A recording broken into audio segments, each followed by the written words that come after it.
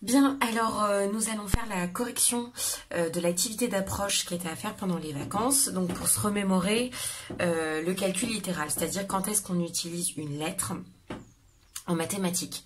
Donc si une lettre on l'appelle une inconnue, puisque souvent c'est une valeur qu'on recherche, ou alors une variable, puisque c'est une valeur qui varie. Donc par exemple, activité 1, comment on peut exprimer le double de n, le double de quelque chose. Donc si je veux le double de 3, je vais faire 2 fois 3. Si je veux le double de 13, je vais faire 2 fois 13. Donc si je veux le double de n, je vais faire 2 fois n.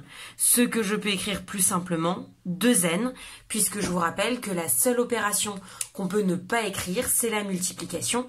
Par contre, on n'écrira pas n2, mais bien 2n. Le triple de n, c'est 3 fois n, avec simplification, 3n.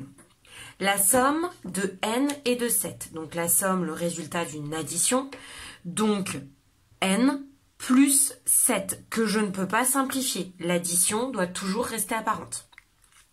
La somme de 11 et du double de n, donc on identifie bien le premier terme, le deuxième terme. Donc le premier terme, 11, que j'additionne avec le double de n, donc 2n. Le quart de n, prendre le quart de quelque chose, c'est le diviser par 4. Donc n divisé par 4, qu'on peut aussi écrire n sur 4.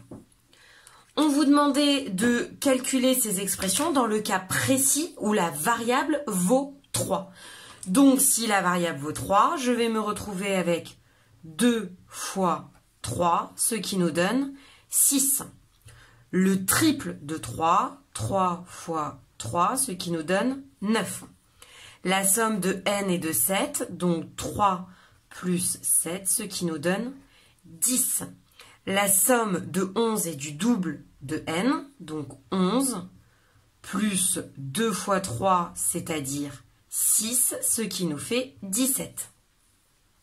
Et le quart de n, donc le quart de 3, 3 divisé par 4, ou encore 0,75.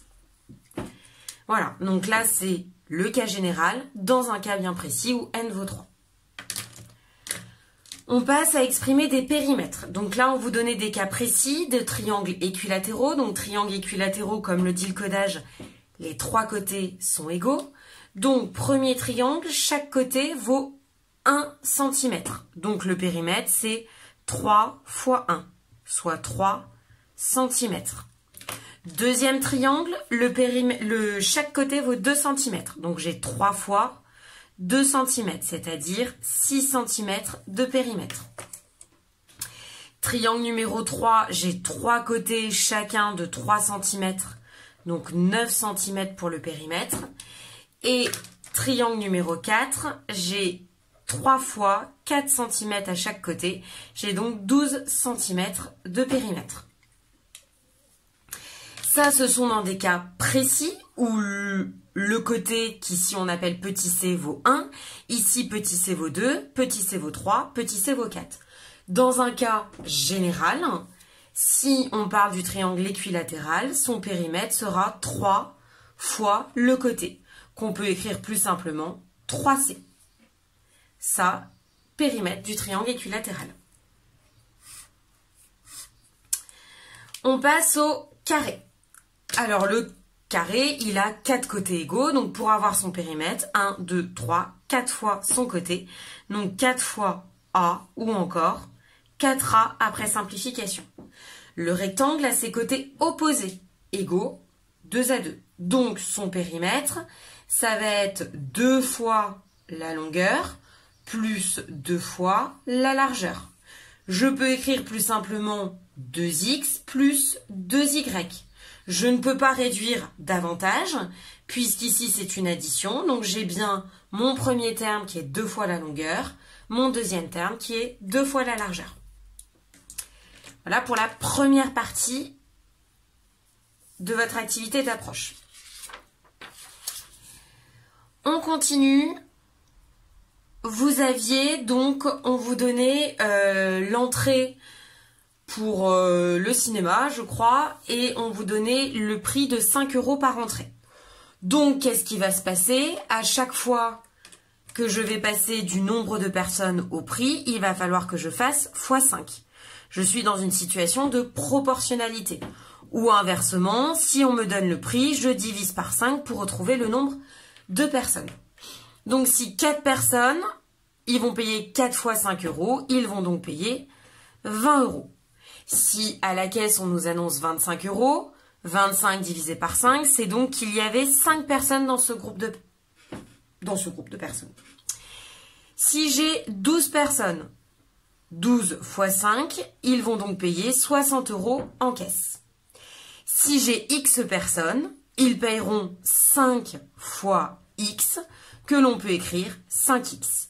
Donc de façon générale, ce qui se passe en caisse, c'est cette expression littérale. Selon le nombre de personnes, c'est la valeur X qui varie. Activité numéro 4, on s'intéressait à un programme de calcul. Donc on pense à un nombre, on le multiplie par 2, puis on ajoute 5. Donc si on pense au nombre 3, je prends le nombre 3, je le multiplie par 2 et j'ajoute 5. Je vous rappelle, attention, priorité à la multiplication. J'ai donc 6 plus 5, j'ai donc 11. Je pense au nombre 12. Je prends le nombre 12, je le multiplie par 2, j'ajoute 5. J'ai donc 24 plus 5, ce qui me fait 29. De façon générale, si je prends un nombre tel qu'il soit, x, je le multiplie par 2, j'ajoute 5. Ça me revient, quel que soit le nombre de départ, à faire 2x plus 5. Et je trouverai la valeur.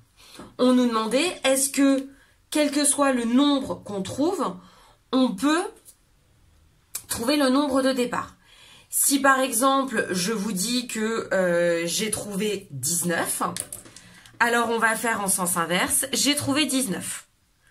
Sens inverse, la dernière étape était d'ajouter 5. Je vais donc, opération contraire, soustraire 5. Je tombe sur 14. Puis il fallait multiplier par 2. Opération inverse, je divise par 2. Et je trouve donc 7. Ça veut donc dire que, quel que soit le nombre qu'on nous donne à la fin, en remontant à l'inverse, je peux toujours trouver le nombre initial.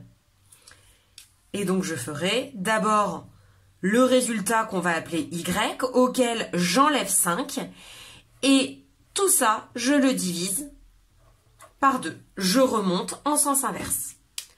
Donc l'intérêt, le but de cette activité, c'était vraiment de redonner du sens à une lettre. Pourquoi utiliser une lettre? C'est une valeur qui varie, c'est une valeur qu'on cherche. Et donc une expression littérale, c'est une suite de calculs dans laquelle un ou plusieurs nombres sont représentés par des lettres.